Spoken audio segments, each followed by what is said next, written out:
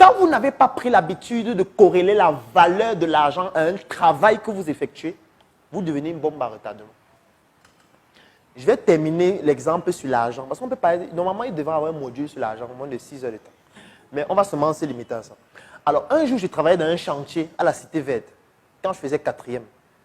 On était dans un chantier, on était en train de faire les papins. Moi, j'aimais les jeux vidéo. Donc, quand il voyait un chantier quelque part, un endroit où on peut gagner de l'argent, je partais travailler, on me payait, je partais jouer aux jeux vidéo avec.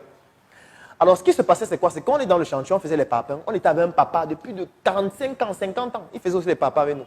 Mais il était lent, il faisait tout lentement.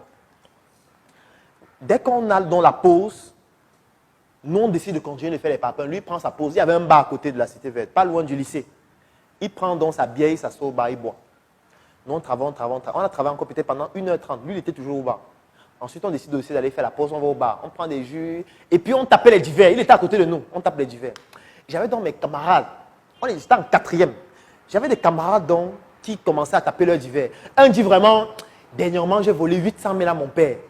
J'ai fini ça en 1 semaine.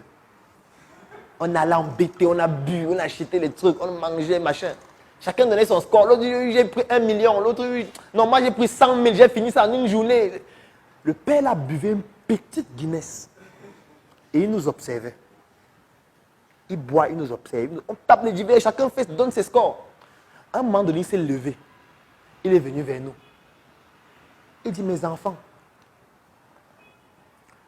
Il s'interroge à la personne qui disait qu'il a fini 1 million là, en moins d'1 semaine.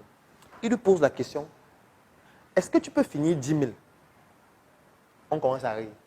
Mais le père, c'est quelle question que tu poses? 10 000 c'est quoi? Il dit 10 000 c'est le transfert de crédit, dans le téléphone.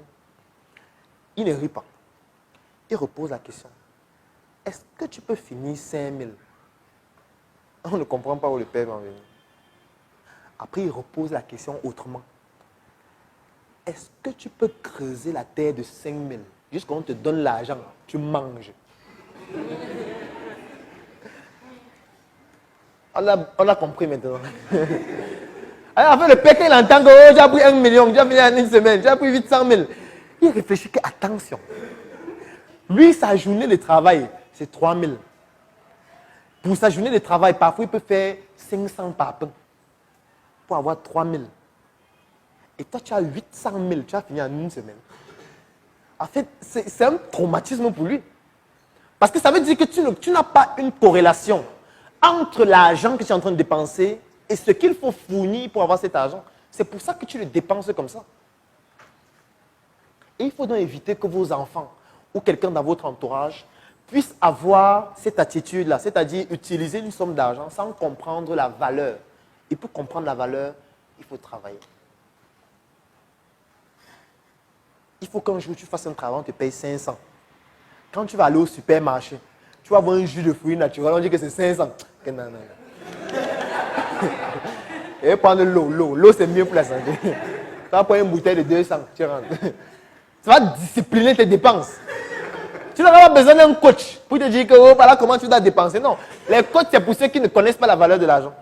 Parce que quand tu as travaillé ton argent, quand tu gagnes, on te donne sa main. Tu fais des planifications que bon, voilà ce qu'il faut faire. L'argent. Ce qui fait donc que le challenge, en fait, c'est comment faire pour gagner plus d'argent au lieu de se poser la question comment faire pour dépenser le moins.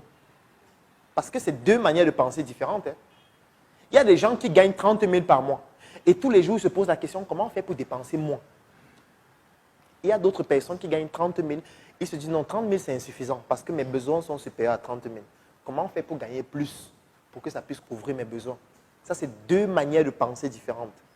C'est quelqu'un qui va décider de diversifier ses sources d'entrée, augmenter ses sources de revenus pour avoir maintenant 80 000, 100 000, afin que ça lui permette de couvrir donc toutes ses charges et de pouvoir se faire plaisir aussi.